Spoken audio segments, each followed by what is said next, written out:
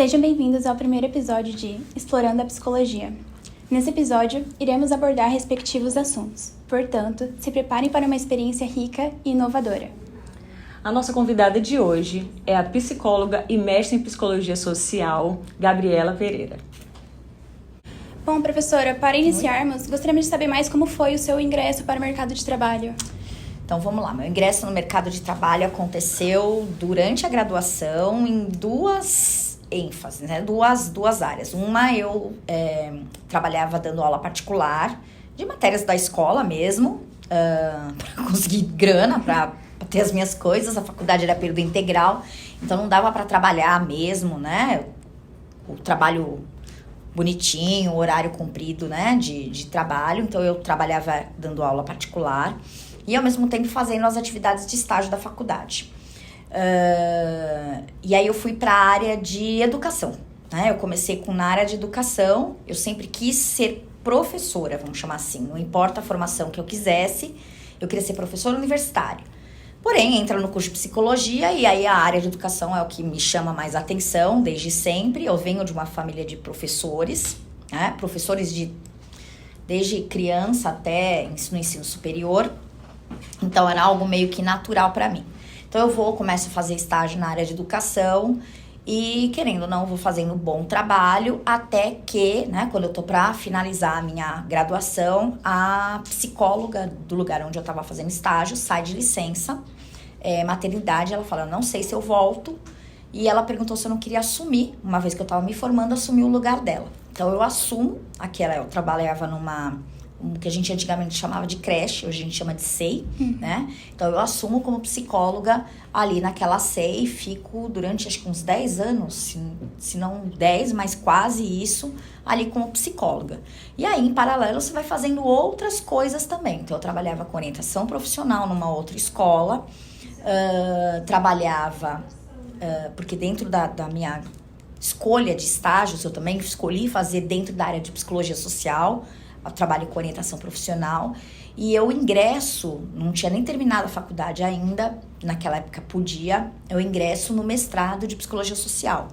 E eu vou trabalhar em primeiro momento, entender o que os adolescentes entendem por determinadas terminologias que estavam começando a existir naquela época. Então, pra vocês verem como eu sou antiga, não tinha internet, né? Então, tava começando a ter um discurso de ser flexibilizado, ser globalizado, ser polivalente. Tava começando a ter internet, tava começando a ter TV a cabo, e assim, era menos de 1% da população que tinha acesso a essas coisas. Mas o discurso, né, de ter ou pertencer a este ambiente estava muito vigente. Então, eu queria entender o que é isso, né? E aí é que eu fui para a área organizacional, porque para eu poder falar sobre trabalho, eu precisava entender desta área. O que eu tive na graduação era muito, muito basiquinho, do basiquinho, do basiquinho. Então, vamos entender o que é esse mundo corporativo, para poder entender o que é esse adolescente. E aí, por conta do mestrado, eu fui aprofundando os meus conhecimentos dentro da questão, né, de como a educação, entre aspas, prepara o jovem para inserção no mercado de trabalho, o que é este mercado de trabalho. E aí, por conta do meu trabalho, né, da dissertação, eu peguei uma população que queria trabalhar, jovens adolescentes que tinham um poder aquisitivo, assim, absurdo, astronômico, né? Que eles não precisariam trabalhar para 10 gerações, o famoso herdeiro, mas eles resolvem trabalhar na empresa dos pais. E dizendo, não, eu sou um funcionário como outro qualquer. Não é assim que funciona, né? Então, como que essa população entrar nesse mercado de trabalho numa empresa familiar? E aí, para poder entender isso, eu tive que me especializar, sem ser titulação, me especializar em empresa familiar e gestão de empresa familiar, né? E aí, terminei, enfim, o mestrado, e aí você vai trabalhando em escola, e aí fazendo assessoria e consultoria em empresa, especificamente com gestão e sucessão familiar. Então, eu fui caminhando por esses dois lados. E a psicologia social, ela não é um campo específico, ela não tem assim, isso aqui é do psicólogo social. Tem até algumas atividades que são, né, trabalhar com comunidade, trabalhar com população em situação de rua, tem essas questões, mas a psicologia social, ela é um olhar. Então você olha para o fenômeno, não importa onde, sobre a ótica social. Então você pode trabalhar na clínica sobre esse olhar, você pode trabalhar na empresa, você pode trabalhar na escola, onde for. Então a psicologia social é a minha base teórica, é o meu olhar teórico, e os dois grandes pilares de atuação são a questão educacional e a questão organizacional. Perfeito.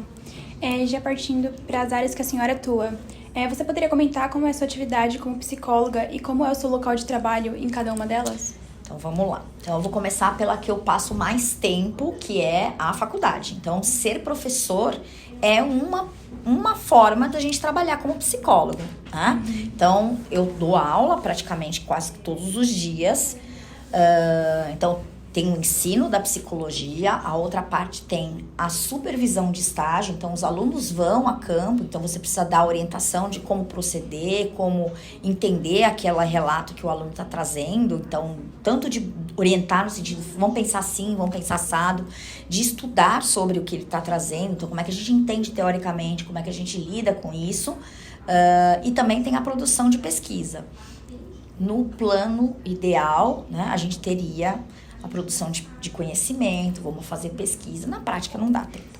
Não dá tempo de fazer isso, né? Mas vira e mexe a gente escreve alguma coisinha, apresenta alguma coisinha em congresso, mas é algo que fica meio que, né, de segundo plano. Então, educação, o ensino superior é o que ocupa a maior parte do meu tempo.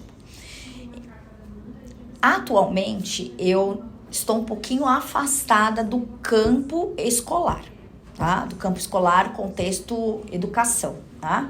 Eu tô nesse contexto aqui porque eu dou aula sobre isso, dou supervisão sobre isso, mas estar em uma instituição educacional, não, nesse momento. Mas a rotina que eu tinha vai depender muito do público e com quem você trabalha. Então, o meu foco é educação infantil, tá? Então, na educação infantil, você tá fazendo, muitas vezes, acompanhamento de professor. Então, o professor vai fazer, sei lá, pegar o exemplo Páscoa, né? Porque a gente tá próximo da Páscoa. Vamos pintar uma criança de coelhinho. Aí você pergunta, pra quê? Qual é o intuito disso daqui? Não adianta você falar que é Páscoa se você não dá uma bagagem para a criança entender que contexto é esse, né? Bom, então vamos fazer a atividade X. Qual o intuito disso aqui? Essa atividade está desenvolvendo o quê? Que habilidade, que competência está desenvolvendo nisso? Então é pensar junto com o professor, né? Quais são os aspectos dentro do fazer pedagógico dele estão proporcionando o desenvolvimento cognitivo, afetivo, social daquelas crianças, né? A gente atende pais, a gente atende criança, a gente socorre professor, a gente serve cafezinho, a gente faz contratação de professor, a gente faz uma série de outras coisas que estão muito além do que é o psicólogo escolar. A gente faz de tudo ali, né? Então vai desde cuidar da saúde mental de professor, de orientar pais que trazem dúvidas e manejos, uma vez que os pais muitas vezes esperam que a escola, né, dê conta de coisas que são básicas de casa e que por conta também dos pais estarem fora trabalhando. Tem os avós que muitas vezes não dão conta do manejo de escola, então o que faz, o que não faz, se acaba suprindo essa orientação, de entender o que a criança está querendo trazer ali.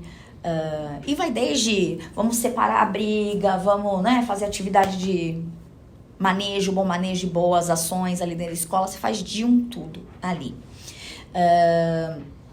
No trabalho com adolescentes, que eu também fazia, meu olhar era mais voltada também para a questão desse acolhimento de adolescentes, ou discutir questões, né, que são, vamos chamar assim, pertinentes do universo da adolescência. Então, questões relacionadas a namoro, relações afetivas, questões relacionadas à educação e sexualidade, que não é só educação sexual, né? É a questão do reconhecimento do corpo, da diversidade, do reconhecimento do outro.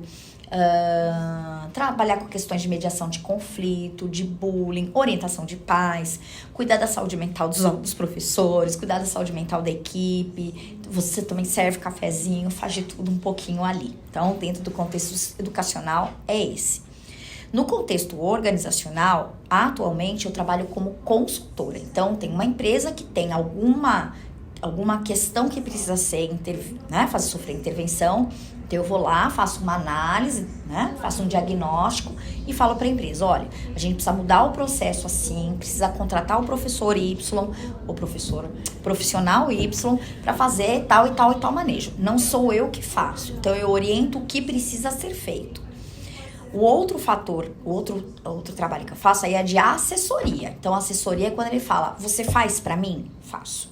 Então, atualmente eu estou trabalhando com estruturar o RH de uma produtora de eventos. Então, a gente começa desde qual é a cultura que a gente chama, cultura organizacional. Então, essa empresa, ela quer chegar aonde? É o que ela preconiza como comportamentos que são esperados dos seus colaboradores. Quem que trabalha aqui? Então, montar organograma, montar cargos e salários, plano de carreira, como que vai contratar, como que vai demitir, né? Estabelecer o que a gente chama de subsistemas. Então, subsistema de recrutamento e seleção, subsistema de plano de carreira e de sistemas. Então, montar a estrutura de venda, de logística, de financeiro, de DP. Então, desta empresa. Tem uma outra empresa que eu dou consultoria e assessoria, que é uma fábrica de conservas. E aí também o RH já está, entre aspas, montado, e aí eu tô terminando de alinhar algumas coisas, algumas condutas com o que é a cultura da empresa. Então, esse é o meu, eu vou lá na empresa, converso com as pessoas, faço visita, observo rotina, e aí eu vou fazendo os relatórios de, olha, precisa mudar aqui, precisa acrescentar aqui, precisa contratar aqui, e aí dependendo do que serviço que eles querem, se eu fico só na consultoria, que são essas sugestões, ou eles querem que eu faça a implementação. Aí entra a assessoria. E aí eu dedico 2 dias da semana e os finais de semana para fazer isso. Né? Então, esses são a minha organização diária de trabalho. Perfeito, professora. E dentro disso, qual é o seu ponto de vista e quais são os desafios e benefícios para trabalhar em cada área? Vamos lá. A área de educação, se a gente for parar para pensar, estou falando tanto educação infantil quanto a docência, financeiramente é muito baixo, assim, o retorno que a gente tem é baixo, não porque as empresas pagam pouco, mas porque a educação em si não é valorizada, tá? E aí, só que eu faço isso por amor, é aquilo que faz o meu olho brilhar mesmo, assim, eu gosto muito do que eu faço. Não é só na questão do transmitir informação, é de ver o olho do aluno quando ele fala, não tinha parado para pensar nisso, ou ele estabelece sentido entre as coisas, ou ele vê a aplicação disso na realidade. Isso para mim não tem preço. Eu amo o que eu faço quando eu vejo esse olhinho brilhar, sabe? Eu postei e saí correndo do menino ficar lá. Sabe o meme da Nazaré Tedesco que fica... Eu gosto de ver isso no aluno, né? Dele parar para pensar.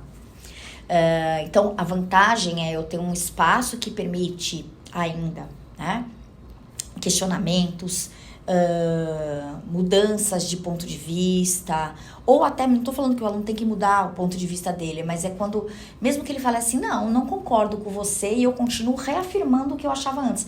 Ótimo, é que ele tem argumentos para poder ter as ideias dele ali, não é mudar, não tô aqui para fazer mudança de pensamento nenhum, mas eu até prefiro que ele fale, não, continuo reafirmando que eu acredito, por conta disso, ótimo, né? E no contexto educacional é você ver a coisa acontecendo. Então, quando você pega, por exemplo, um livro que vai dizer a criança funciona desse jeito, você vê a coisa acontecendo. Não importa o enfoque teórico, você vê a coisa acontecendo, tá? Do ponto de vista organizacional, de uma certa forma, tem as mesmas questões, né? As mesmas questões... Peraí, deixa eu só desligar aqui Pronto.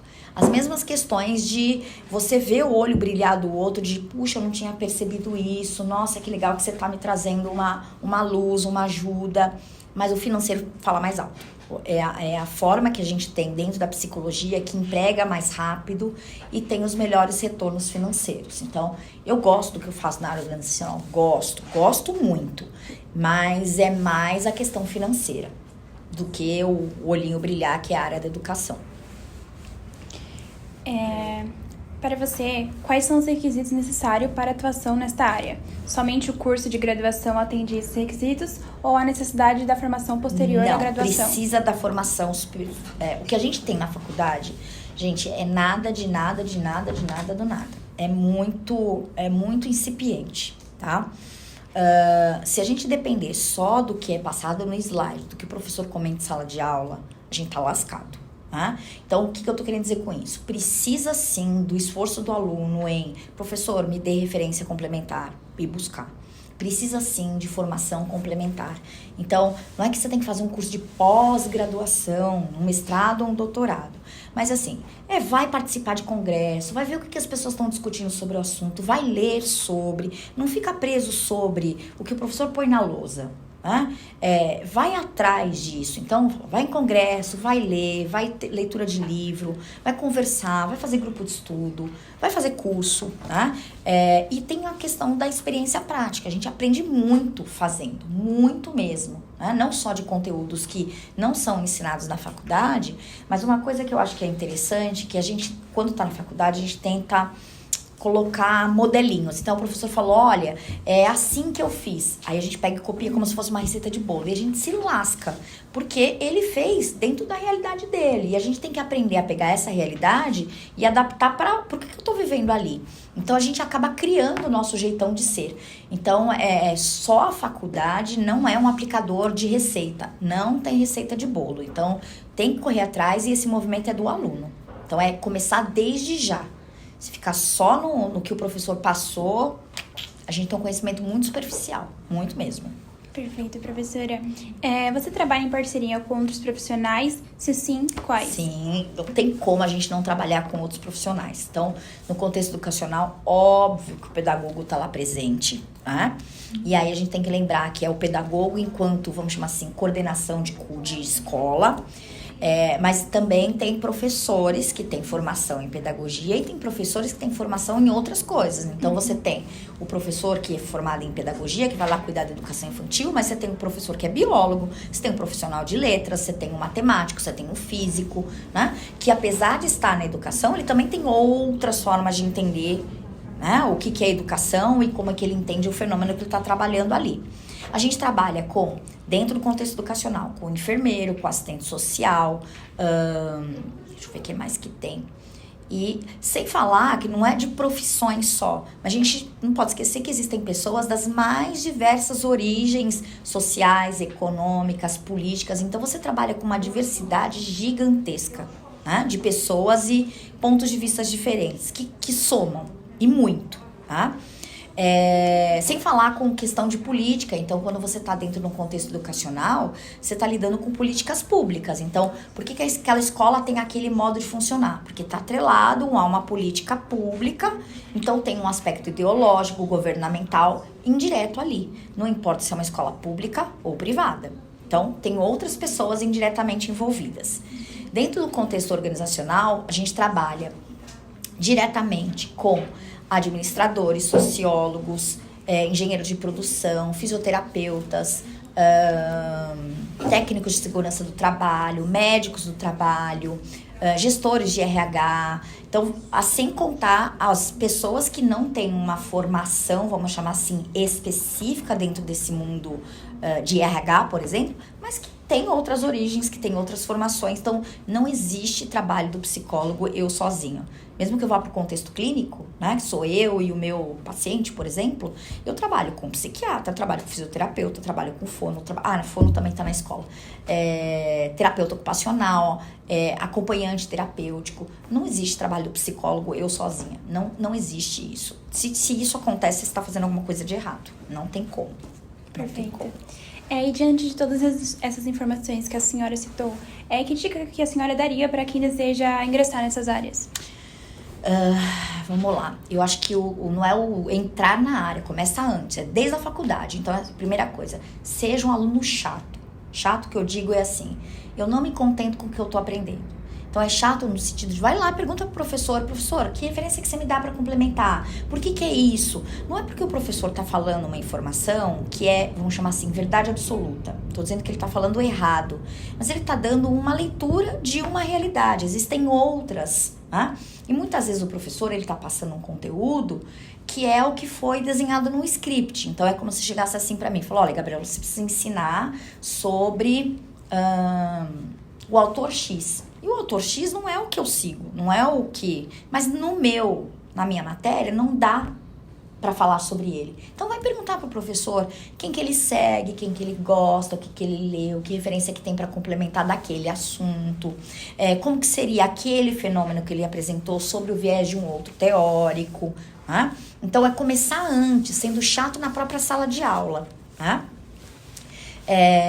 Ser chato no sentido de buscar para além da formação. Então, falar, vai frequentar congresso, tem vergonha de apresentar trabalho, você não precisa fazer uma pesquisa. Pega um trabalho que foi feito na faculdade, que está bem avaliado, foi bem feitinho, vai apresentar. Tá com vergonha? Apresenta em forma de painel, o pessoal olha, lê, ninguém faz pergunta, a gente dá graças a Deus, né? Mas você foi lá e apresentou. Aos pouquinhos a gente vai ficando mais descolado, vou apresentar oralmente. Então, a gente apresenta e a gente vai começando a ver outras pessoas que também pensam igual a gente, pessoas que não pensam igual, a gente vai trocando informação, trocando figurinha. Então, começar a ir a congresso, começar a ir a evento, ser cara de pau, de bater na porta e falar, posso fazer estágio? Independente do estágio, né? Que vocês tenham que fazer, se é por conta própria, se é da faculdade. Saibam vender, se vender no bom sentido. Então, terminou o estágio, tem coisas que a gente não consegue dar conta, né? Então, fica para um próximo semestre. Se você me contratar, a gente pode terminar o serviço. Então, saibam ter esse cara de pau de se vender, né? De perguntar como que é, posso fazer. Então, a gente ir construindo, desde o primeiro momento que a gente está na faculdade, construindo a nossa carreira profissional. Carreira não se forma depois que a gente se forma. Carreira começa desde já. Né? Então é fazendo desta forma. E uma outra dica é para ingresso, tá? É QI, gente. Não existe. Hoje a gente fala assim, mas QI, né? Eu tô entrando porque alguém me colocou. Ainda bem que você tem alguém para colocar, né? E quem te coloca não vai se queimar colocando alguém que não tem condições. Então, a melhor forma da gente começar a construir o nosso QI, o que a gente chama de networking, né? É professor. Gruda em professor.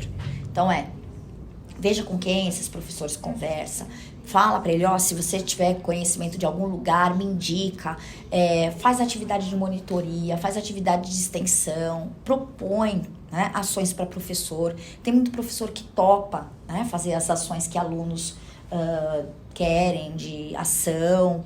Então, a gente começa a garantir, né, ser, vamos chamar assim, apadrinhado pro professor, e quando o professor vê que tem alguma vaguinha, ele vai indicando o aluno. É a melhor forma que tem. E a outra no estágio, né, nos estágios finais que vocês têm, de aí sim, de falar, ter a cara de pau mesmo, de agora eu tô me formando, o que vocês acham de me contratar? Eu posso falar por mim, eu comecei assim. Tá? Então, é estágio, vai indo, QI, network, e aos poucos essas relações vão acontecendo.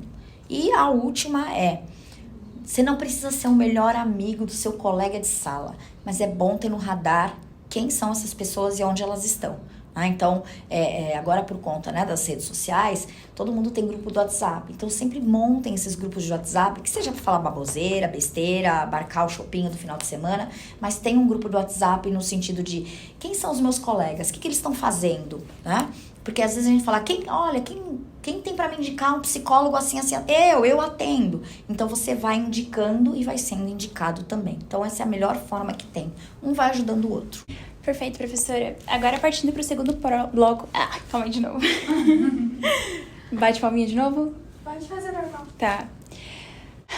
Perfeito, professora. Agora, partindo para o segundo bloco, referente à psicologia educacional, como você acredita que a psicologia pode influenciar no ambiente educacional?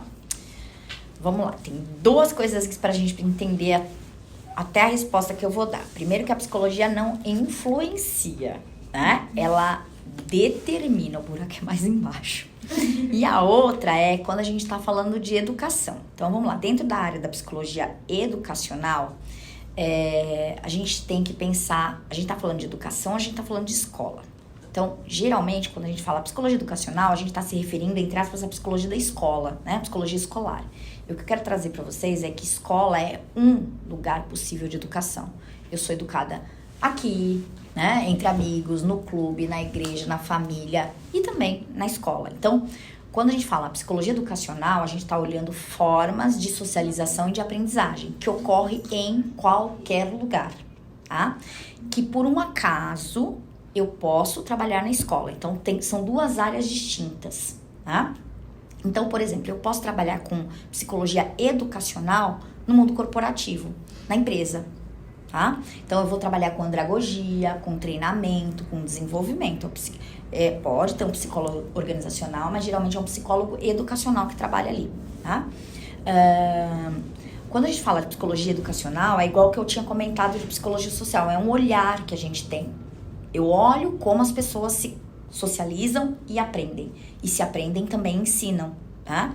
Então, da mesma forma que eu ensino pro aluno, eu aprendo um monte de coisa com eles. Assim como eu estou num papel de transmitir uma informação, eu estou em outros espaços nos quais eu recebo essa informação. Então, eu não sou só a única aqui, né? Não é uma relação unilateral. Então, dentro do contexto, então é como se a gente falasse assim, a psicologia educacional é uma área de conhecimento e a área escolar é um campo de atuação, um dos campos de atuação, tá? Então, dentro da psicologia escolar ou educacional, a psicologia ela não influencia, ela determina. Então, por que eu quero falar da palavra determinar? Se a gente está partindo do pressuposto de que eu sou construído nas relações onde eu estou, tá? E aí a psicologia vai, lógico que a psicologia aí dependendo de que teoria que você está seguindo, né? Eu sigo a teoria sócio-histórica.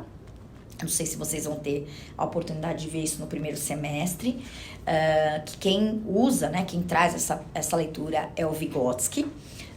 E ele vai falar assim, olha, eu sou constituído na relação com o outro. Para eu poder ser alguma coisa, o outro primeiro precisa dizer quem eu sou, para depois eu me constituir como sujeito. Então, imagina a seguinte situação. A minha mãe, lá quando criança, fala, o dia que eu tiver uma filha, pronto, eu já existi. Uhum. Né? E ela já determinou como que eu vou ser, de que jeito que eu vou ser, qual é o meu nome. Eu já existi, pronto. Né? E ela tá num contexto social, histórico, que vai dizer o que é ser mulher, o que é ser filha, o que é ser esposa, o que é ser trabalhadora. E ela vai me educar, não no sentido de vou educar a minha filha assim, mas de um modo corriqueiro, né? A ser o que é esperado dessa mulher. Então, eu sou fruto de uma geração X. E que, portanto, eu vou educar o meu filho de acordo com o que é a geração Y. Só que eu não sou igualzinha esse meio. Eu tenho um pulo do gato ali, né? Eu sou isto, mas eu tenho o meu modo particular de ser isto. Tá? Então, quando a gente fala determina, eu tenho esse contexto do meio e tenho esse diferencialzinho. E aí a psicologia, ela vai determinar o contexto porque ela também tem uma expectativa do que é normal, do que é saudável, de como as pessoas devem ou não devem se portar, o que é transtorno, o que não é, que também tem um olhar dentro desse contexto educacional. Então, quando a gente fala, ela determina, né? Não é no sentido de tem que ser assim, não é nesse sentido impositivo, mas o modo como o psicólogo vai atuar ali, ele é um produto de como hoje a gente pensa a psicologia. Então pode ser que pegar, por exemplo, o psicólogo da minha infância, né? O psicólogo escolar da minha infância.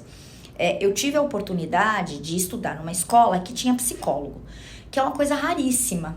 Se é raro hoje, imagina em 1800 e bolinha, né? E essa psicóloga, eu vivia na psicóloga, tá? Então, eu era muito impulsiva, não sabia, vamos chamar assim, direcionar agressividade. Então, eu vivia na psicóloga, fazia um monte de atividades lá. Mas a psicóloga, apesar de eu adorava, nem sabia que ia na psicóloga, mas eu adorava ir pra lá, porque eu fazia brincadeira, né? Ir pro psicólogo era uma coisa punitiva, é a criança que é torta, que tá fora do esquadro, que é impulsiva, o problema é ela, percebe? E aí não é peraí, mas vamos entender que isso é normal da criança, ela tá aprendendo a lidar. Não, a criança não sabe lidar, leva pro psicólogo. Então o psicólogo tem um padrão ali de tirar aquela pecinha que tá atrapalhando, dar uma lustrada, né, dar pole as arestas, volta bonitinha pro contexto ali escolar. Hoje você não tem esse tipo de psicólogo. Então, a modo como a psicologia é pensada hoje determina o modo como aquele contexto escolar vai ser pensado também. Então, ela não influencia. Influencia é como você fala assim, eu te empurro.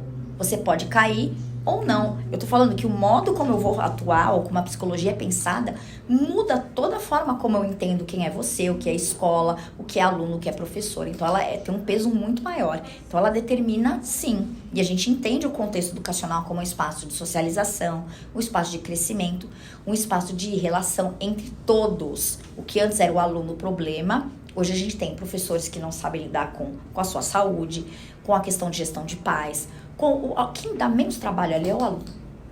A gente entende a instituição como um todo. O que se espera enquanto educação? É um outro olhar completamente diferente. Então a gente influencia sim. Agora, a gente tem manejos, tem formas para poder lidar com as questões que são trazidas dentro do contexto escolar. Algumas coisas dão muito certo, outras não. Então, por exemplo, o que não dá certo. Não é que não dá certo, a gente ainda está tateando.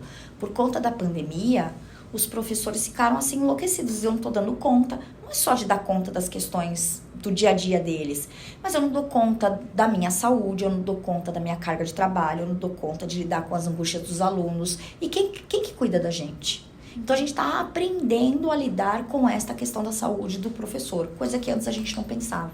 Então é uma coisa que está aí explodindo, mas a gente não sabe o que fazer ainda com isso. Perfeito. Vocês me cortem, tá, gente? Porque eu sou tagarela. Você acha que você já respondeu a 2? Que a 2 é quais estratégias você utiliza?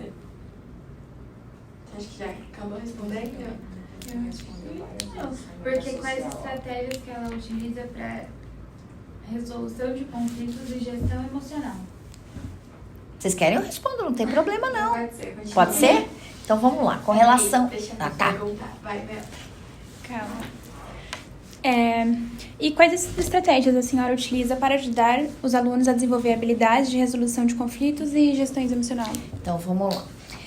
Uma das formas que a gente trabalha dentro do contexto educacional, eu falo a gente porque não sou só eu. Quando a gente faz um trabalho, a gente precisa da parceria de outras pessoas ali. Então, o primeiro deles é a coordenação e a direção da escola. Não adianta nada a gente falar, olha, vamos fazer um trabalho assim, e a escola, né, os responsáveis ali por ela, não entenderem sobre a necessidade disso, tá? Então, vamos supor que eu estou numa instituição e eu vou trabalhar com mediação de conflitos, tá? Muitas vezes a instituição fala, fulano não sabe lidar com conflito, a turma da sala X é problemática. Espera um pouquinho, a turma X é problemática ou conflitos existem e esses jovens, por N circunstâncias, não sabem lidar com conflito. E a outra pergunta, você como adulto sabe? Não. Tá? Então, o que é falar de conflito? É resolver briga? Conflito não é isso. Tá? Então, a gente pode fazer, por exemplo, atividades de psicoeducação. Então, só dá para fazer isso e funciona se a escola topa isto. A escola entende que isto não é do aluno, é do professor, é da coordenação, são dos pais, porque são situações que a gente não sabe lidar, né? Então, a gente pode trabalhar com psicoeducação. Psicoeducação não é roda de conversa, mas ela pode acontecer através de roda. Então, a gente conversa sobre, mas não é palestrinha, né? Olha, eu tô dando uma lição de moral. A gente pensa, o que você faz mediante essa situação? Que outras ações a gente pode fazer? E aí a gente passa, vamos chamar assim, lições de casa. Olha, mediante, se aparecer tal situação, como é que você vai resolver isso daqui? Traz para próximo encontro essa resolução. Então a gente vai construindo juntos situações alternativas para lidar com pontos de vista diferentes, né? E a ideia é fazer com que aquele grupo não precise mais da gente, que ele consiga fazer o que a gente chama de autogestão. Então, a gente tem um trabalho como psicólogo que é meio autossabotagem. Eu trabalho para que você não precise mais de mim, né? Para que você tenha alta. A gente trabalha para isso. Então, a gente vai criando essas situações de resolução de conflito e nessas discussões a gente vai gestando, vai administrando quais são as emoções que eu tenho, os sentimentos que eu tenho. Tá errado em tê-los? Não, mas existem formas, existem locais, existem modos mais coerentes, não é adequado, né? Mais coerentes para cada situação. Então você vai aprendendo a discriminar, né? A perceber que, opa, pera um pouquinho, essa raiva passou do limite, essa raiva, tudo bem de eu ter, dá para eu trabalhar ou pôr, né? Manifestar que eu tô frustrado desse jeito, deixa eu escutar o meu colega. Então você vai trabalhando aos pouquinhos essas gestões, nessas discussões, para a resolução desses conflitos. Então dá sim, e funciona muito bem. Mas falar instituição precisa entender que esse é um problema de todos ali, não é de um grupo em específico. E quando a gente vê que precisaria de um outro tipo de suporte, a gente encaminha para um profissional fora. Tá? Perfeito. E como a senhora aborda a diversidade cultural e as necessidades individuais de cada um dos alunos? E como é trabalhada a inclusão? Então, esse é um assunto que tá mega na moda. Mega na moda e, vou falar, é um trabalho difícil, tá? Bem difícil. Porque falar de diversidade e inclusão implica, em primeiro lugar, em reconhecer o outro como outro. E é o que a gente menos faz, tá? Eu quero que você seja aquilo que eu gostaria que você fosse. Quando você não é, eu ignoro, ou eu simplesmente boto lá na sala, deixo lá e finge que tá incluso. Não, não é, tá? Então, a gente tem que ter um trabalho que é anterior, bem anterior a isso. É simplesmente olhar para o outro com relação empática, coisa que a gente não faz, tá? E entender que o outro tem diferenças, que ele não vai atingir ao que eu espero. O que eu espero sou eu que estou esperando, não do outro, tá? Então, a gente tem uma dificuldade muito grande dentro da próprio contexto educacional e entender este outro. Então, com educação infantil, a gente vai conseguindo trabalhar no dia a dia da criança perceber que tem diferenças e ela vai criando esse olhar para a diversidade e a criança vai, né, apoiada, né, na mediada ali pelo professor, percebendo que tudo bem, eu tenho características A, fulano tem características B, eu posso aprender com ele e ele pode aprender comigo. O grande problema é a necessidade que a gente tem enquanto adulto de ficar rotulando as coisas. Então eu percebo alguém que é diferente, um pouquinho diferente, eu tenho que dar um diagnóstico para aquela pessoa. Dar um diagnóstico é importante porque quando a gente nomeia o que a gente está observando, a gente, ufa, agora eu sei para onde eu vou. É a mesma coisa, eu tô com o nariz escorrendo, tô com febre, deixa eu jogar no Google para ver o que eu tenho. Ai, gripe, pronto. Pelo menos eu sei dar nome para as coisas que eu sinto, tá? No contexto escolar é a mesma coisa. Ai, fulano tem TEA. O problema é que conhecimento que você tem para dar esse diagnóstico, né? O professor tá lá lidando todo santo dia com aquele aluno que se organiza de uma outra forma, mas ele não tem um instrumental para dar esse diagnóstico. Mas tudo a gente tem que diagnosticar, tudo tem que diagnosticar. E aí a gente tem um festival de diagnósticos equivocados. Então o professor também fica nessa situação de, tá, eu tenho uma sala que tem TEA, que tem que ser inclusiva, o que eu faço? E ele tem que cuidar de 30 crianças e tem lá aquele que é neurotípico. E é outro manejo, e ele não tem essa formação. Então o psicólogo vai lá para tentar dar esse suporte. O outro ponto de suporte de estratégia são os pais. Os pais, tanto não quero falar sobre isso, não quero, meu filho é perfeito e não tem, primeiro que não tem perfeição, mas ele tem uma dificuldade muito grande em entender a necessidade daquele filho, que é como se fosse um reconhecimento eu falhei, e não é essa a questão. O outro eu reconheço que o meu filho tem as suas limitações, mas eu quero que no final ele saiba ser o que seria uma criança típica. Então, vamos supor, a mãe reconhece, entende que o filho tem alguma dificuldade, mas eu quero que meu filho fale. E a criança tem um TEA não verbal. Ela não vai falar. Aliás, ela não vai falar verbalmente, mas ela tem outras formas de se expressar. Ele não entende. Tem pai que fala, tudo meu filho tem que ter cuidado porque ele tem tal diagnóstico. Então, tem um uso de discurso de vitimização ou de capacitismo, né? Ou, meu filho não sabe de nada, deixa que eu faça para ele ou alguém faz para ele. Então, você tem que fazer, muitas vezes, esse trabalho de mediação com pais. Eu acho que essa é uma das coisas mais difíceis que tem no contexto escolar. É manejo de pai para garantir essa inclusão. As crianças conseguem, a gente vem conseguindo criar uma geração muito mais empática, muito mais inclusiva. O problema são os professores que estão ministrando ali as suas aulas e eles não tiveram formação para isso. Essa necessidade de que nome que eu dou, até para ver que manejo que eu faço, e a questão dos pais, que é bem difícil, é um trabalho bem árduo e tem, acho que umas demanda aí para um bom tempo dentro da psicologia, um bom tempo mesmo. Os pais demandam mais do que os próprios alunos. Sim, muito mais. Lidar com as crianças em relação a isso é o mais fácil, por incrível que pareça. Então, a gente tem ali, um outro tipo de de lidar com essas questões de inclusão. Então, se faz trabalho não só com crianças neurotípicas, né, neuroatípicas, mas a gente faz trabalho também para trabalhar com a diversidade com relação à sexualidade, com relação a gênero, com relação à etnia, com relação à religião. Então, com relação à educação infantil, isso até que tem bastante êxito, porque desde sempre a gente vem trabalhando com questão de mediação de conflito, com reconhecimento de emoções, com relação a reconhecimento de sentimentos, ao compartilhar, com gestão emocional. Isso vem brilhantemente. Então a gente espera que as próximas gerações consigam carregar essas experiências bem-sucedidas e essas coisas venham minimizadas agora. Não adianta nada a gente blindar, vamos chamar assim, a criança na escola, e a gente tem uma sociedade que prega exatamente o contrário. Então, a gente tem uma sociedade polarizada, a gente tem uma sociedade que é preconceituosa, estereotipada. Então, é como se a gente cuidasse ali com amor e carinho da criança, ela vai para a sociedade e estraga tudo. Né? Mas o que a gente tenta fazer é fortalecer essa criança para ela saber se posicionar dentro desse contexto. Né? Perfeito. E qual a importância do autocuidado para os psicólogos educacionais? Então, a gente sempre está cuidando do outro, né? E aí a questão é quem cuida da gente. Isso é fundamental. Então, existem alguns mitos, vamos chamar assim, no curso de psicologia, que sempre vocês vão escutar o professor falando, tem que fazer terapia. Não tem que. Você não é obrigado a, mas é bom, tá?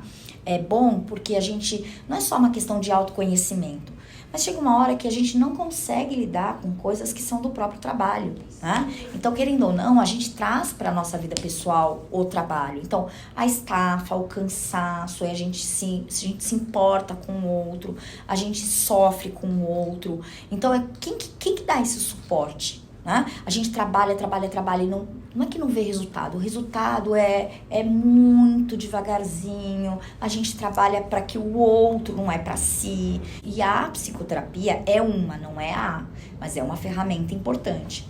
A outra é a gente aprender, falar é fácil, tá? É a gente aprender a respeitar o nosso tempo. Então, ter tempo para ter uma boa alimentação, ter tempo para poder dormir, ter tempo para ter atividade de lazer, ter direito ao ócio. Sabe aquele dia que você fala, hoje eu não vou fazer nada? Ter direito a isso. É fácil falar porque não é assim que funciona, né? Eu tô lá em casa fazendo nada, eu me sinto culpada porque eu tô desperdiçando meu tempo. Eu dormi até tarde, como se fosse um pecado eu ter dormido até tarde. Então saiba aproveitar então esses pecados, faz parte. E é fundamental isso, embora eu reconheça que é no plano das ideias, na prática não é bem assim que funciona, mas ele é fundamental. Chega uma hora que a gente, vou usar uma palavra de forma equivocada, a gente surta mesmo. Chega uma hora que a gente fala, não aguento mais, a gente adoece, e aí precisa chegar a esse ponto para perceber que a gente precisava ter cuidado, né? Então, que condições que a gente vai ter de atender o outro se a gente não tá dando conta da gente mesmo? O trabalho do outro fica sendo ineficaz, a nossa produtividade cai e, consequentemente, você não é chamado para trabalhar. Então, não é egoísta, não, mas precisa pensar em si em primeiro lugar. Precisa. Às duras penas a gente aprende isso. Bom, agora vamos partir para a parte de perguntas voltada para a psicologia social. Como a identidade social de uma pessoa influencia suas interações com os grupos sociais? Então, vamos lá. Quando a gente está falando de identidade, né, eu tinha até comentado lá na parte de educação, a nossa identidade já é constituída antes mesmo da gente nascer. Então, um dia, quando eu tiver filho, pronto, já era, né? A outra questão de identidade é o nome, né? Quando a gente recebe um nome, a gente também já tem uma identidade. Então, quando eu imagino o nome do meu filho, não importa se ele virá ou não, né? Eu imagino um jeitão dele ser. Então, a gente põe um nome porque a gente gosta, mas gosta por quê? Porque ele remete a uma qualidade. Então, pior ainda quando a gente dá nome em homenagem a alguém, né? Então, sei lá, vou pôr o nome da fulana em homenagem da minha avó. Porque eu quero que as características da minha avó estejam presentes. Então, se você parar pra pensar, é horrível, porque eu não posso ser eu, tem que ser igual ao que o fulano é, né? Então, quando você falar de influencia, você já tá roubado ali, né? Porque você... A relação mais primária que a gente tem que é com a família já tá toda determinada. Você não é o que eu espero, porque eu já pré-determinei o que você tem que ser, né? Então, quando a gente está falando de identidade e de interação, tem a questão do outro ali presente. E aos poucos a gente vai trabalhando, né? Por isso que eu falo, psicologia social não é um lugar, né? Mas não é um lugar, é um olhar. Você vai trabalhando para que a pessoa possa falar, ok, você é o que é a expectativa do outro, mas você também é mais do que isto. Tá? Então a gente vai trabalhando nesta concepção. Deixa eu dar um exemplo de área de atuação, local de atuação, que tem esse olhar. Quando a gente trabalha com pessoas em situação de rua, por exemplo, né, a gente tem esse costume desse olhar de, a pessoa não tem casa. Porque eu já pré-determinei o que é casa em função das minhas referências. E aí, qual é a ação que a gente faz na melhor das boas vontades? Vamos tirar essa pessoa da rua, coitada, ela tá sofrendo, e vamos levá-la para um abrigo, que tem regras, que tem formas de conduta, que eu, na melhor da boa vontade, já estabeleci para ela. Em nenhum momento eu pergunto o que é casa para ela, por que ela foi pra rua, o que ela gosta de estar na rua, se ela quer sair da rua, e se é que ela quer ir para uma instituição na qual as regras foram estabelecidas por pessoas que nem sabem da realidade dela. Né? E aí é óbvio que ela não vai. E aí o que a gente faz? Ingrata. Né? Então continue nessa situação de miserabilidade porque você não quer se ajudar. Só que eu já pré-estipulei a identidade do morador de rua, que tá dentro do pacote. Morador de rua, mendigo, vagabundo, preguiçoso, pobre, drogado. Né? Então, primeiro lugar que a gente faz é quebrar esta leitura de identidade. Identidade de quem? Identidade para quem? Né? Vamos entender esse território? Então, quando a gente vai trabalhar, primeira coisa, conheça o território. É como se a gente momentaneamente suspendesse o conhecimento a priori que eu tenho e deixa eu entender o que é aquele fenômeno por quem está lá. Né? Então, a pessoa mora em situação de rua porque eu li o texto. Não. Você leu o que alguém está contando sobre. Vai lá conhecer aquele... Não é morar na rua, você não precisa ter essa vivência. Mas para você poder falar sobre morador de rua, eu preciso conversar, eu preciso ver como que é o dia, eu preciso entender o que é o fluxo, eu preciso entender o que é aquele dia a dia, como que as pessoas vivenciam aquele dia. E não ler no livro, tá? É dar voz a quem... É o lugar de fala, né, que a gente chama. Então, essa identidade, a construção desse território é o que vai nortear toda a atuação. Então, por exemplo, a gente encontra muitas vezes pessoas ali trabalhando com a população em situação de rua que falam, eles estão com fome, vamos levar comida, sopa, cobertor, e aí o cara fala, eu não quero isso, eu quero saber onde eu mando arrumar um óculos, eu quero saber onde eu faço o meu RG, eu quero saber onde eu posso imprimir um currículo para conseguir um emprego, eu não quero sopa, mais outro cobertor. Eu vou circulando pela cidade, eu não tenho como ficar carregando cobertor. Então, vai perguntar o que eles precisam. Tá? Tem muitos... no semestre passado, eu dei supervisão para alguns grupos que faziam um acolhimento, né, terapêutico em rua. Então, você não vai resolver a vida da pessoa. E a proposta nem é essa. É simplesmente você escutar, é conversar com ela. E teve uma fala que foi muito bonita de um morador, que ele fala assim... Você não sabe como faz bem eu conversar, eu contar um pouquinho da minha vida, né? Não vai resolver os meus problemas aqui, mas ter alguém que me escuta, me dá noção de... Ele fala assim, me dá noção de eu existo. Gente, e você olha para essa população que, pelo contrário, né? Quando você tá vindo, você ignora, ou não faça contato visual, porque ele vai me pedir dinheiro, ou você atravessa a rua, você atravessa a calçada. Então, você faz exatamente o oposto, você dá invisibilidade para ele. E quando você tá ouvindo a história de vida dele, você tá dando minimamente dignidade para aquele sujeito enquanto sujeito. Então, é a postura que é diferente. Você tá dando identidade para aquele sujeito que é para além do morador de rua. É alguém que tá ali. Então, não tem como você fazer uma ação sem considerar isso. Entender que identidade e que território é aquele. Certo. Como a percepção social influencia as relações interpessoais e tomada de decisão? Então, a mesma coisa, né? A partir do momento que eu tô tomando uma leitura, né, que é muitas vezes estereotipada, preconceituosa, né? E tem algum problema em usar estereótipo e preconceito? Não. Pelo contrário, é um primeiro recurso que a gente tem até para se preparar, vou enfrentar ou eu vou fugir daquela situação. Tá? Então, vamos pegar uma situação bobinha. Se alguém me apresenta um presente com papel laminado, com laço, eu vou olhar e falar assim, opa, é interessante isso pra mim, eu vou lá ver, eu vou enfrentar a situação, vou lá ver o que acontece. Agora, se você põe uma caixa embrulhada de qualquer jeito, né, que faz barulhinho, eu não sei o que é, eu não vou enfrentar, pelo contrário, eu vou me esquivar disso daqui, porque pode ser alguma coisa ruim, vou tomar um susto, etc. Então, quando você tá percebendo sobre, né, então ela é importante, mas ela é baseada num estereótipo. Embalagens bonitas, presentes agradáveis. Embalagem feia, coisa que eu não vou gostar. Pode ser? Pode, mas eu não posso generalizar, porque existem questões ideológicas, outros interesses por trás, né? Quem estabeleceu que bonito é bom? Então, tem outras questões por trás. Então, a pergunta é, qual é o parâmetro que eu estou usando para gerar esta ideia? Então, é ter esse exercício constante de autorreflexão. Não tem problema você ter estereótipo ou preconceito. Né? O problema é que a gente define as nossas ações baseado só nisso. Ponto. E aí, a pessoa, como o próprio nome diz, né, preconceito, eu estou estabelecendo um conceito antes de entrar em contato com aquela realidade.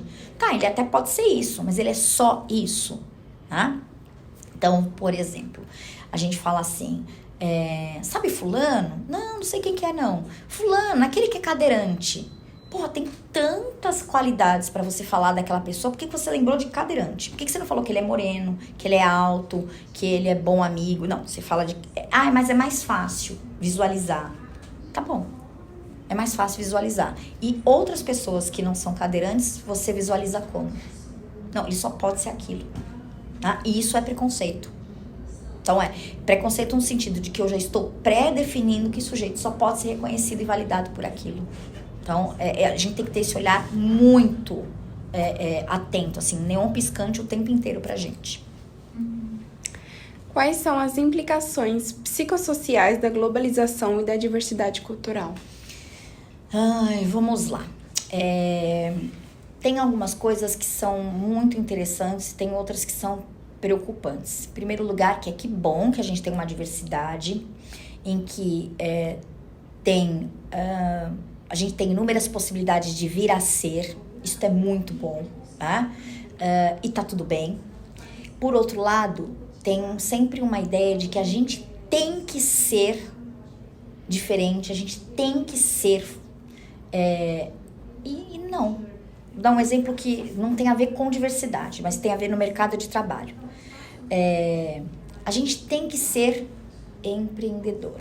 A gente tem que ser... não é ganancioso, fugiu o termo.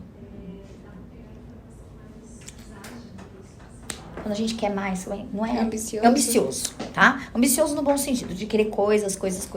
E se eu quiser ficar aqui na minha zona de conforto, quietinha, bonitinha, porque o que eu tenho tá tudo certo e tá muito bem, obrigado. Não, você tem que... Não, eu não tenho nada, tá? A outra questão de eu tenho que ser o diferente e ao mesmo tempo eu tenho que ser diferente sendo igual a todo mundo. Isso eu escutei de uma frase de um adolescente, que ele falou assim, você não sabe como é difícil ser diferente e igual ao mesmo tempo, né? Então, não tenho que ser isto. Tá? Da mesma forma que a gente consegue, que é muito legal a gente entender que tem inúmeras possibilidades de ser, a gente precisa entender quem que é aquele ser naquele mundinho, naquela bolinha dele. E tá tudo bem ele ser ali. Qual é o problema disso tudo? A gente acaba polarizando as coisas. Então você é desse nicho, eu não sou desse e eu não falo com o outro. Eu falo muito pro meu filho, né? Você entrar em contato com o diferente não te torna diferente. Fala assim, a cenoura que encosta no teu arroz, no prato de comida, não vai contaminar o arroz inteiro. Ela só encostou. Tá tudo certo. Você pode comer o arroz, a cenoura e comer tudo junto misturado. Mas quando você come tudo junto misturado, você continua sentindo o gosto do arroz, da cenoura e um diferente. Então, sentir o diferente vai de você estimular a percepção disso. É a mesma coisa. Eu posso conhecer, entrar em contato com outras pessoas, reafirmar quem sou eu, reconhecer a diferença do outro e também criar uma terceira coisa. Eu tenho as minhas características, coisas que são do outro e tá tudo certo, né? Só que, novamente, o que a gente vai encontrando é na necessidade da gente construir essas identidades que são estereotipadas, que são preconcebidas, não quero entrar em contato com você. Eu não quero nem saber o que você traz de diferente, nem ouvir falar, né? Então, eu vou puxar um gancho para a área organizacional. Em uma das empresas que eu estou fazendo lá a consultoria, fala assim para mim: eu não quero contratar pessoas do partido X. Tudo bem, é um direito seu, como, né, ideal de empresa. Mas no que aquela posição política vai deturpar a capacidade do colaborador? Não, eu não quero saber de manifestação aqui. Então você está perdendo, você está tendo um olhar preconceituoso, discriminatório, que tem outras implicações trabalhistas, né? Mas a que ponto a gente anula todas as outras competências que o sujeito tem de ser pessoa, de ser, enfim, produtivo, por conta de um viés, um ponto. Então, é muito preocupante o modo como as coisas estão ficando polarizadas, e assim, no Brasil, especificamente por conta dos últimos anos. Não importa para que lado você siga, vai estar muito acirrado isso, muito. Então é bem difícil de lidar. E por último, como as redes sociais afetam os relacionamentos interpessoais e a saúde mental das pessoas? Vamos lá. Eu sou de uma época na psicologia que, quando começou a surgir a internet, a psicologia demonizava a internet. Demonizava, porque imagine você cria um avatar, né? Pra dizer, então era como se falasse assim: Gabriela, loira, alta, 1,80, olhos azuis. Aí eu me comunico vendendo esse peixe pra pessoa, e o outro trouxa lá acredita no que eu sou. E a questão eu tô enganando o outro e eu estou me enganando, né? Porque eu estou colocando uma fantasia de quem que eu sou. Por outro lado, tinha uma outra área na psicologia que falava assim: gente, mas a gente faz isso por carta. Eu posso falar, assinada, sua namorada, loira de olho azul, de 1,80, né? Ou eu não preciso nem inventar, eu posso acreditar no meu mundo fantasioso, que eu sou assim. Então, não entendi a diferença, só mudou o terreno, né? O outro ponto, quando surgiu a internet, era passar novidade, passava-se muito tempo nisto. E aí você deixa de ter relações com as outras pessoas, você fica viciada. Bom, não é essa a questão mais, né? O que a gente escuta é que as redes sociais deixam, as pessoas não interagem mais. E até então, até o final do ano passado, eu, de uma certa forma, compartilhava disso. Até que eu escutei do meu filho a seguinte frase.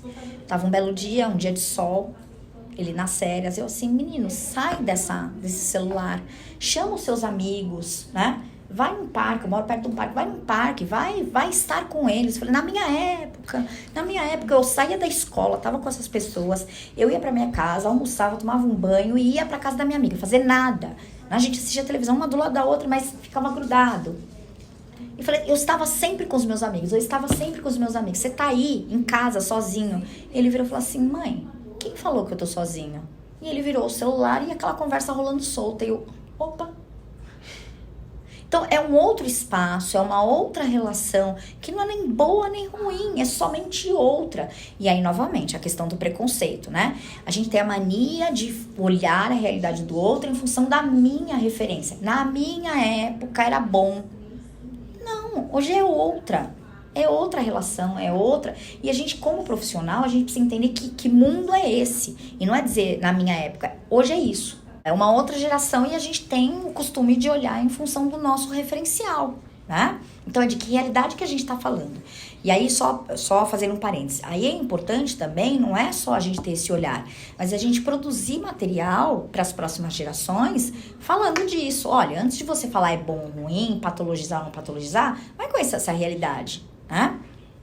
Então, o outro ponto com relação à saúde mental, o que a gente começa a sinalizar, e aí não é por conta das redes sociais necessariamente, mas porque eu posso estar com várias pessoas ao mesmo tempo e não ter rede de apoio, não ter suporte, não me comunicar. Então não é a rede social que faz isso, tá?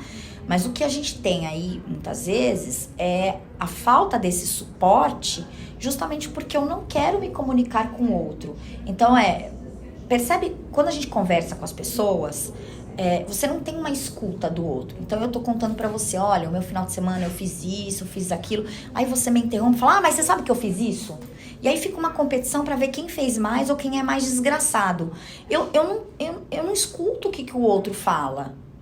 Então, eu posso estar com um monte de pessoas, mas eu continuo sozinho.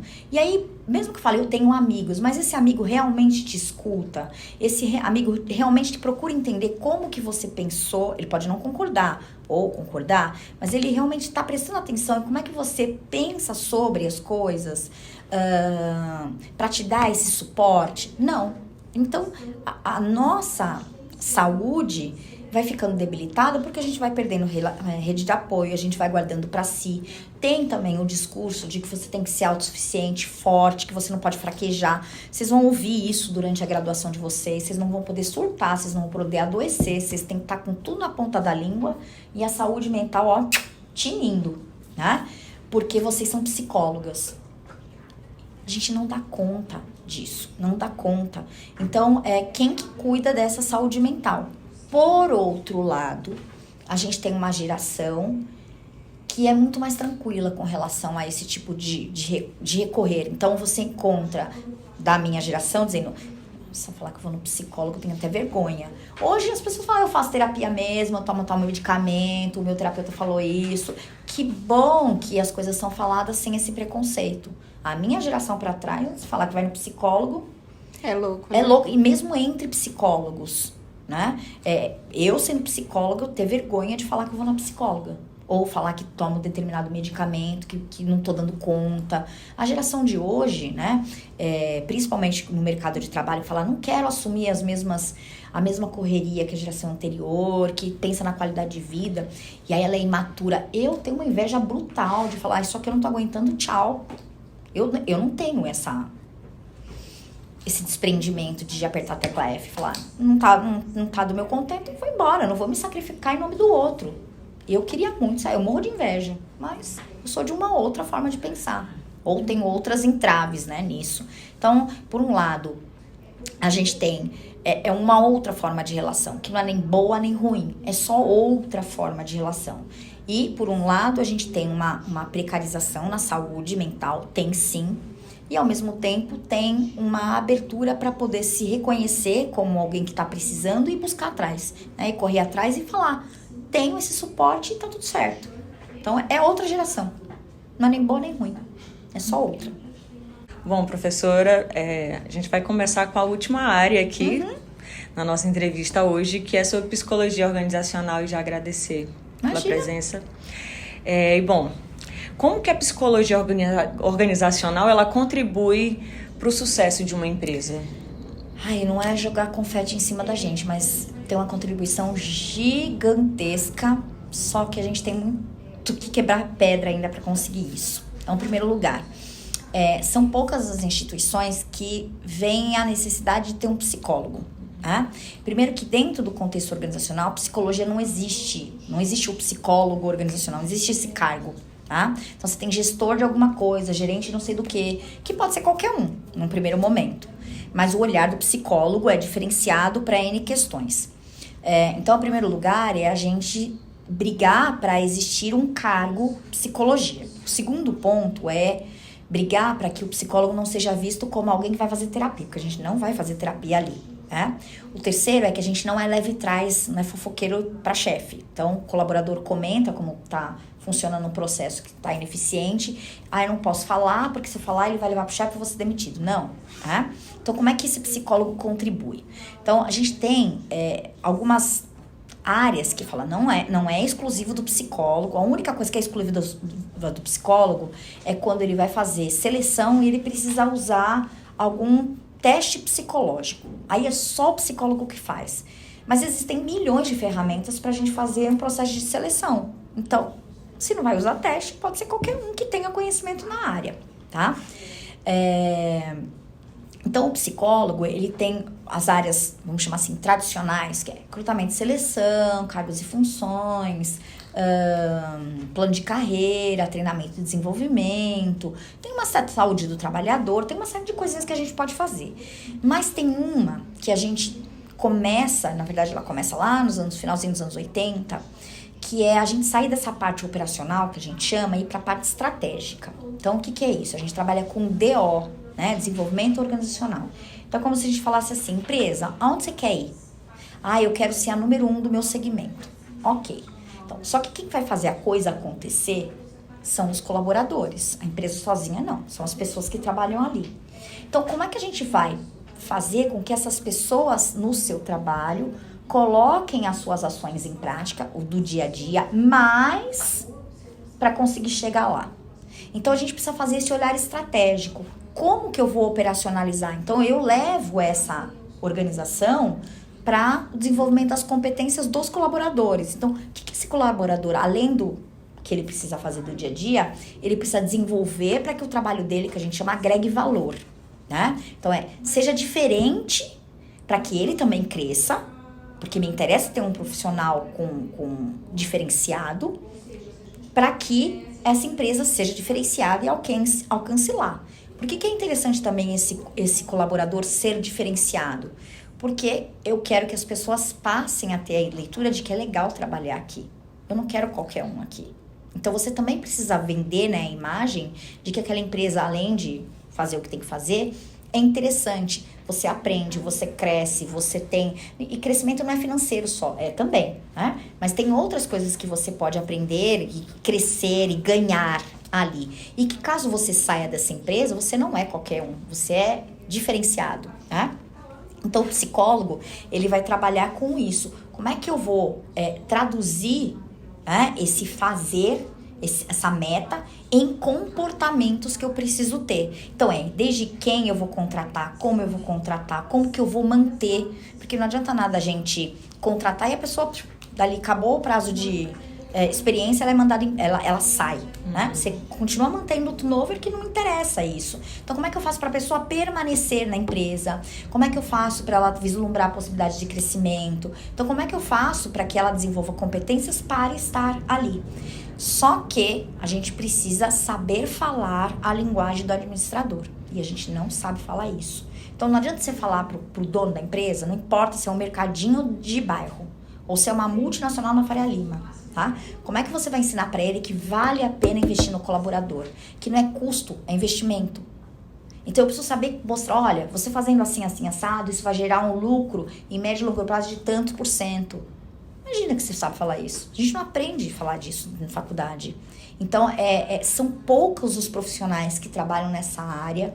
É uma área extremamente promissora e quem souber se enfiar nisso está feito. Então, e aí mostra, né, não só a importância do psicólogo dentro da empresa. Então, você está visando a empresa, você está visando uma boa qualidade de trabalho, você está visando o colaborador também. Então, ter esse olhar macro. Nada contra quem faz o trabalho tradicional, mas é uma outra perspectiva que tem muito mais eficácia ali. Vai tirar a segunda? Tá. Uhum. Só ler a pergunta aqui, professor. Essa pergunta aqui, ela já meio que respondeu numa outra, mas quer que eu faça? Questões de diversidade, só que no local... No local de trabalho? Tá. Tá bom. Deixa eu fazer a pergunta, Tá. professora. Então, como os psicólogos organizacionais, eles lidam com essa questão da diversidade e a inclusão dentro do local de trabalho, né? E como isso pode ajudar a criar um ambiente melhor? Tá.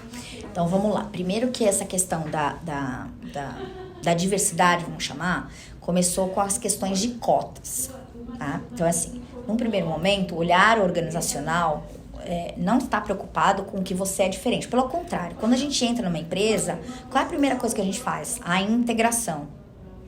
Integração significa, olha, aqui nós funcionamos desse jeito. Então, você vai se integrar e você vai ter que agir do jeito que a gente é. Inclusão é outra coisa. Inclusão olha, aqui a gente funciona desse jeito, tudo bem? Como que você funciona? Assado? Tudo bem, então você pode continuar sendo assado, eu continuo sendo frito, e vão ter momentos em que eu vou ser frito também, você vai ser assado e tá tudo certo, até que a gente consegue encontrar o cozimento, é uma terceira coisa, tá? Para isso, a empresa precisa estar aberta para perceber a diversidade e entender que, né, como que eu vou receber essa diversidade? Na integração a gente trabalha assim e você tem que entrar nesse rolê. Ponto. É o que a gente chama do onboarding agora, né? A terminologia.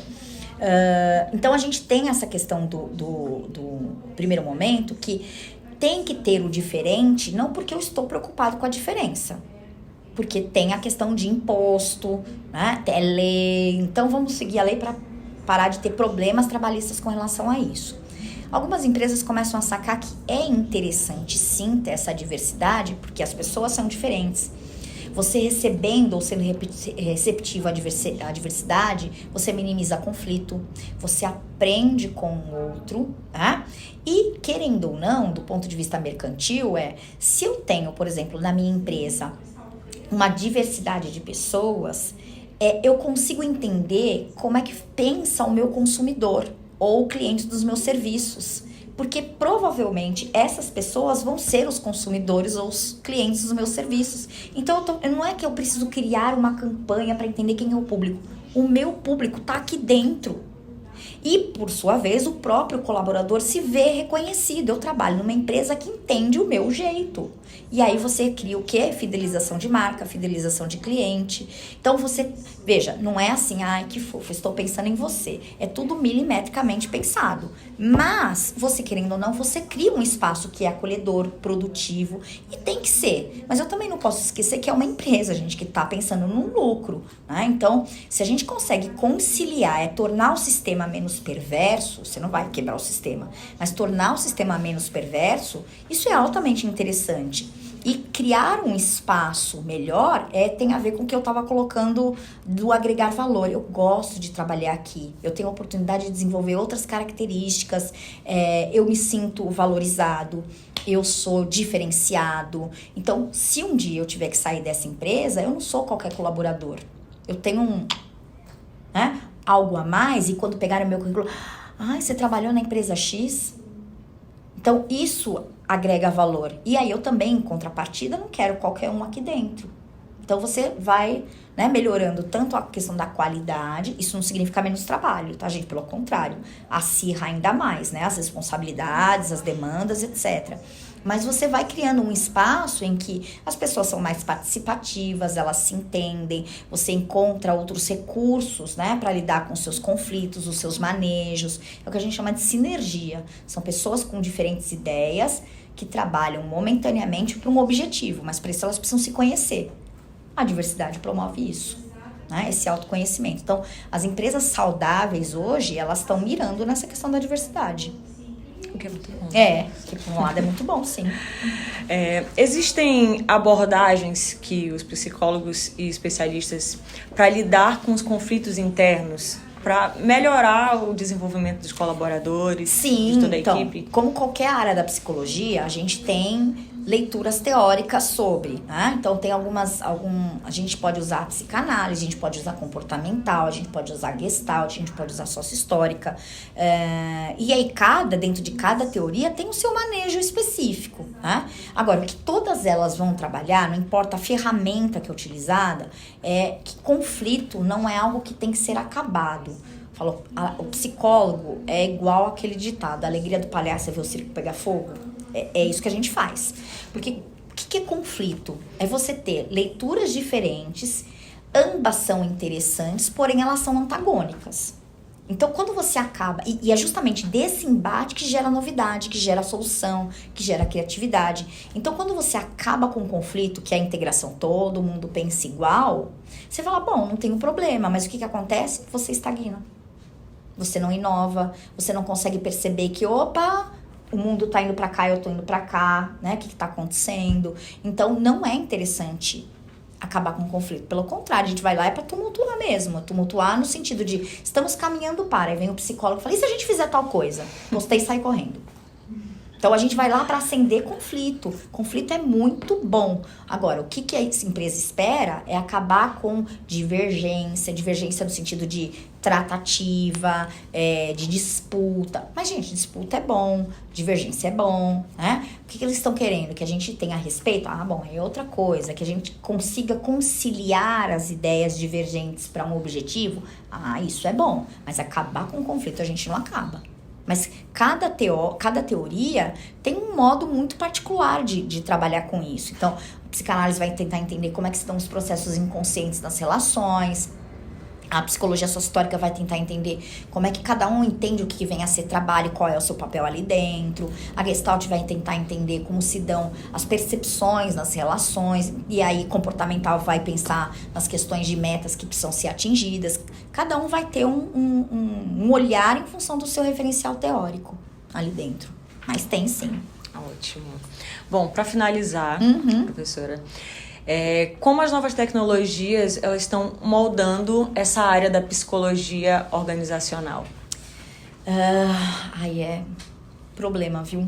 Porque vamos lá. Problema e não problema. Primeira coisa, quando a gente fala tecnologia, a gente não está se referindo à automação. Né? A primeira tecnologia que a gente tem é a própria mão. Então, são técnicas desenvolvidas pelo homem para resolver problemas do cotidiano. Então, caneta é uma tecnologia, a mão é uma tecnologia, o pensamento é uma tecnologia, o computador é uma tecnologia. Pensando na questão da automação, a gente tem um problema que é a tecnologia sendo cada vez mais, né, precisa e inovadora, que vão eliminando os postos de trabalho. Então, por um lado, isso vai aprimorando alguns serviços, mas você vai tornando o colaborador descartável. Né? E aí vai tendo um outro problema social, que é a questão do aumento do desemprego e, por outro lado, o que a gente chama de aumento de excelência do trabalho. Então, não é só você trabalhar bem, você tem que ser o melhor de todos. E aí não é só ser o melhor de todos, é ter o melhor cabelo, é ter a melhor roupa, e a gente adoece nisso, né? A questão da descartabilidade, a questão fala da falta de olhar de forma digna ao outro, enfim. Então a gente vai tendo, por um lado, uma redução de custos, tá? Por outro lado, você vai tendo um inchaço previdenciário, um inchaço de saúde, de questões públicas, que, de uma certa forma, isso vai voltar para a empresa, tá? De algum modo isso volta para a empresa. O outro ponto aí, a gente também não pode esquecer o psicólogo como colaborador, tá? A gente não é um ser especial ali dentro. Nós somos colaboradores como outros quaisquer. O outro é a inteligência artificial, né? Que não é só na organização. Por que eu vou procurar o psicólogo que vai falar as coisas que eu não quero ouvir, se eu procuro o psicólogo que fala exatamente o que eu quero ouvir e fazer e dar a resposta pronta? Por que eu vou contratar esse cara? E aí, ainda a inteligência artificial é terra de ninguém. Ainda é terra de ninguém. Tá? A gente não sabe quem fomenta, como é fomentado, a gente não tem acesso, tem controle sobre isso. Novamente, pega o que é dado lá como verdade absoluta. Então, que qualidade que isso está sendo feito, né? Então, a gente se preocupa, sim, com essas questões. A gente não é contra a tecnologia, pelo contrário. Mas a gente precisa parar para pensar que mundo é esse do trabalho. Então, novamente, que território é esse que eu estou trabalhando. Então, mesmo que eu trabalhe no recrutamento e seleção, eu tenho inúmeras ferramentas para facilitar o meu trabalho. Imagina uma pessoa que tem que ler, né, entre aspas, 300 currículos por dia, mesmo que sejam de 2 folhas. É impossível isso. Então, ainda bem que tem um aplicativo que você joga lá, né, as palavras-chave, ele seleciona e de 300 eu tenho que ler 10. Já é muito, tá? Então, facilita. E muito, né? Mas vai chegar um momento que nem precisa mais fazer. Você bota coisa no scanner e não precisa desse psicólogo. Então, uma das coisas que a gente sempre tem que estar atenta é que mundo é esse, né, que a gente vive. Quais são essas relações? Então, todas essas perguntas que vocês fizeram de escolar, de social, elas estão dentro de organizacional também. Que mundo é esse? Quem são essas pessoas? Como é que se dão essas relações? Né? E, querendo ou não, a empresa repercute, ela reproduz o que acontece no mundo externo. Ela não é uma bolha à parte. Né? Então, as relações que a gente observa ali no meio são as relações que a gente observa na sociedade. Então, que sociedade é essa? Como é que isso aqui está sendo configurado? Então, olhar com alguma ressalva, sim, o modo como são aplicadas as tecnologias, mas não é ser contra. Mas tem algumas reestruturações de cargos, de salários, de demissões e a necessidade constante da gente estar se reinventando. Né? Então, vai chegar um momento que a gente não vai ter mais a profissão de psicólogo. Vai ser psicólogo misturado com algum outro saber. E aí vai requerer o quê? Uma nova formação, uma nova especialização, que por um lado é muito rico, porque a gente fica preso só na nossa bolha. Por outro lado, a gente perde nossa identidade, a gente sabe mais que campo que vai, enfim. Então, a gente tem que... Eu falo, a gente tá num momento de viragem, de mudança. Não sei te dizer para onde a gente vai, de que jeito que vai. Mas o que a gente precisa estar é atento ao que está acontecendo. E aí as tecnologias, elas são muito boas, porque elas facilitam o nosso trabalho, elas permitem um maior... Como é que fala? A gente poder desenvolver nosso potencial como humano, quanto grupo, etc. Mas, por outro lado, a gente vai se tornando cada vez mais descartável. Descartável porque não é todo mundo que tem acesso a essas tecnologias e nem é interessante que todos tenham essa tecnologia. Então, a gente vai ficando, né, obsoleto, descartável, e aí é muito fácil o discurso. Você que não correu atrás. As oportunidades foram dadas para todo mundo. Não tem essa coisa de meritocracia, não existe isso. Tá? Então, eu falo, o problema não é a tecnologia, mas é o que a gente faz dela e o modo, o discurso que a gente tem para legitimar isso.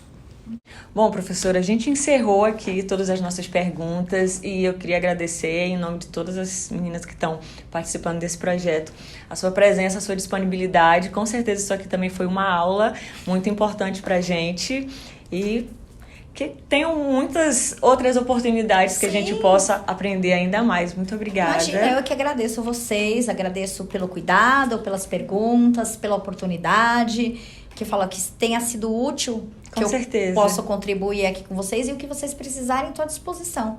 E com certeza vocês em algum momento vão passar por mim em aula e espero que atenda as expectativas de vocês. Com certeza. Muito obrigada. Imagina, obrigada, gente. Vamos comer chocolate. Bom, e para finalizar, a gente pode perceber que não é apenas o que está dentro da nossa mente que molda o nosso ser, e sim as relações interpessoais, pessoais e também o ambiente acaba tornando quem nós somos. Aqui nós tivemos, Explorando na Psicologia, uma mestra na psicologia, a Gabriela, podendo aprender muito mais sobre as relações interpessoais, as áreas a qual ela trabalha e tirando dúvidas e percebendo e se apaixonando mais ainda por essa profissão. Foi isso, acompanhe a gente nos próximos episódios.